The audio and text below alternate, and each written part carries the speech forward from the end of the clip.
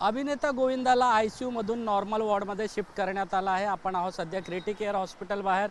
या ठिकाणी क्रिटिकेअर रुग्णालयामध्ये 4:45 वाजता आहे ते काल गोविंदाला उपचारासाठी दाखल करण्यात आला होता। त्यानंतर आयसीयू वॉर्डमध्ये गोविंदावर उपचार सुरू होता, मात्र 24 तासानंतर आहेत आता नॉर्मल वॉर्डमध्ये आणण्यात आला आहे, अशी माहिती आहे जे ते गोविंदाची पत्नी यांनी दिली आहे।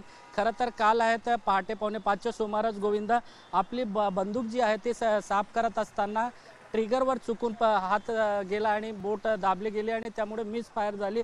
त्या गोविंदाच्या पायात एक गोळी लागली होती। त्यानंतर गोविंदाला उपचारासाठी क्रिटिकेअर रुग्णालयामध्ये दाखल करण्यात आला होता। खरं तर आणल्यानंतर डॉक्टरांनी 1 ते 1.5 तासाची सर्जरी होती, ती पायाची शस्त्रक्रिया केल्यानंतर पायातून गोळी बाहेर काढली, मात्र त्यानंतर आयसीयू वॉर्डामध्ये उपचार सुरू होता। त्यामुळे मुंबई पोलिसांना या ठिकाणी जबाब नोंदवण्यासाठी अडचण निर्माण होत होती, मात्र आयसीयू मधून बाहेर काढल्यानंतर मुंबई पोलिसांनी गोविंदाचा जे जबाब आहे ते नोंदवला आहेत। मात्र जशा घटना घडल्या त्यामधून त्या जबाबामध्ये ते मिसमॅच होताना पाहायला मिळत आहे। पोलीस आहे जे गोविंदाच्या जबाबामधून आहे समाधान नाही आहे। त्यामुळे खरं तर घटनेनंतर आहे तर बंदूक जी होती, ज्या बंदूकमधून फायर झाला होता तो जुहू पोलिसांनी ताब्यात घेतला आहे, त्यामधून तपास करत आहेत। खरं तर ती गोळी आहे लांबून लागलेली आहे की जवळून किती लांबून फायर झाला आहे आणि जसं गोविंदाचे जे जबाब आहे त्या जबाबमधून आहे तर त्यांना समाधान नसल्यामुळे पुन्हा जबाब घेण्यासाठी पोलीस या ठिकाणी गोविंदाला भेट घेणार आहेत। मात्र सध्या आहे तर गोविंदाच्या